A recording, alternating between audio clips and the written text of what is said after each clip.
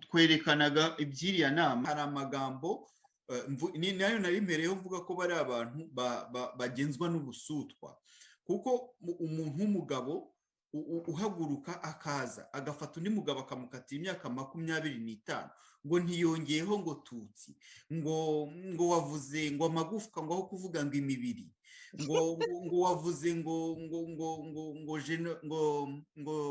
amahano yagwiriye u Rwanda ngo ntiwavuze jenoside yakorewe abatutsi. Ibyo byose ni ibihano bihanirwa.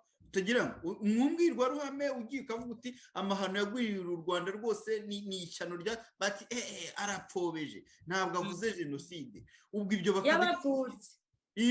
bakabikwirukira. Hari abigeze kunyandikira ngo ndavuga ngo mu ntambara hasi ya jenoside yabaye nta ntambara ihari. Voilà. Nyine baba bahisha ngo mu ntambara nyuma y'intambara ngo simvuga jenoside yakorewe abatutsi. Iyo jenoside yakorewe abatutsi yari yaguye nk'imvura yikubita aho ngaho nta ntambara yari ihari. Ntabwo bashaka kubihuza, ntabwo bashaka ko hari ubivuga. Burya ngo bateye muri 90 ku itariki ya mbere z'ukwa 10 ngo baje guhagarika jenoside. Umuntu murapfa kuvugana gusa, ntazi uwuriwe, ntazi iki, ngo wasize wisha abantu, ngo amaraso wasize unyweye, ngo uzaza wongere yawe. Abagerageza kubigorora no kuvugisha ukuri nibo bafungwa. Nkaba Rashid yavuze ukuri 100%. Aravuga ati jenoside sinanayihakana, sinanabitinyuka. Ariko hari ibintu nge mbona ahubwo bibangana byazanakurura izindi jenoside. Rashid bamujyana intambwe atabona nakamba mbiri mu ntoki. Kubera iki? Kubera ubugome bwa FPR n'uburyo ibintu by'ubwesikoro no kubeshya bya FPR no ku ibintu bya jenoside babigize ibintu by'umikino, ndetse ni nabo bayipfobya ba mbere.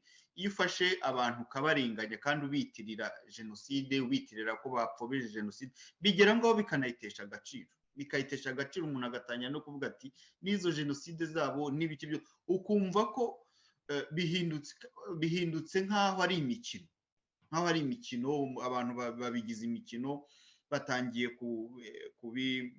kubihimba amandi mazina, nyamara biba byaturutse mu butegetsi. Kuko iyo ufashe umuntu umwere ukamugira umujenosideri, ugafata umujenosideri ukamugira umwere, bihita byerekana ko bya bintu urimo nawe ubwawe utazi byari. Donc nta muntu uba ukizi ukuri. Ni nako rero jenoside yo mu Rwanda bayigize. Nta muntu uzi ukuri, nta uzi uwayikoze, nta uzi uwayiteguye, nta uzi wayirokotse, nta uzi utarayirokotse. Byose biterwa n'ibyo FPR yaramukanye.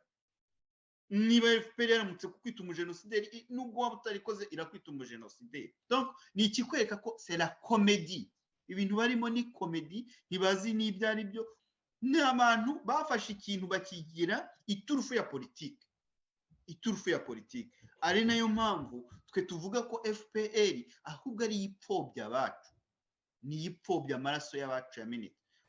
Je pense que la relation des événements qui précèdent est suffisamment explicite pour réaliser que non seulement Paul Kagame n'a pas mis un terme au génocide comme il le prétend, mais bien au contraire, il s'en est servi pour mener à terme sa stratégie de rupture et concrétiser ainsi le credo qui était le sien, à savoir la conquête du pouvoir absolu par les armes.